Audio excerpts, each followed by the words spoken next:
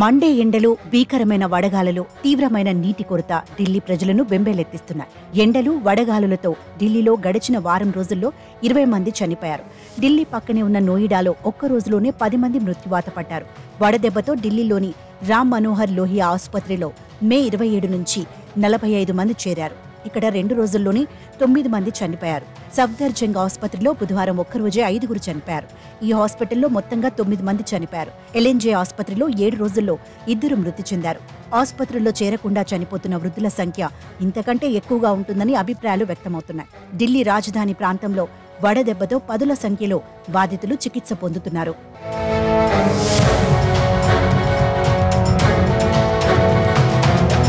ఢిల్లీలో వడగాలుల నేపథ్యంలో కేంద్ర ఆరోగ్య శాఖ, కేంద్ర ప్రభుత్వ ఆధ్వర్యంలో నడిచే ఆసుపత్రులకు మార్గదర్శకాలను జారీ చేసింది.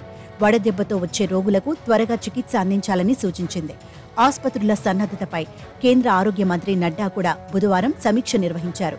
వడదెబ్బ బాధితుల కోసం ఆసుపత్రుల్లో ప్రత్యేకంగా విభాగాలు ఏర్పాటు చేయాలన్నారు. వడదెబ్బతో ఆసుపత్రిలో చేరుతున్న వారిలో మరణాల రేటు అధికంగా ఉందని రామ్ మనోహర్ లోహియా ఆసుపత్రి మెడికల్ సూపరింటెండెంట్ అజయ్ శుక్లా చెప్పారు. పరిస్థితి విషమించాక బాధితులను ఆసుపత్రులకు తీసుకువస్తున్నారని, వడదెబ్బపై ప్రజలకు అవగాహన కల్పించాల్సిన అవసరం ఉందని ఆయన అభిప్రాయపడ్డారు.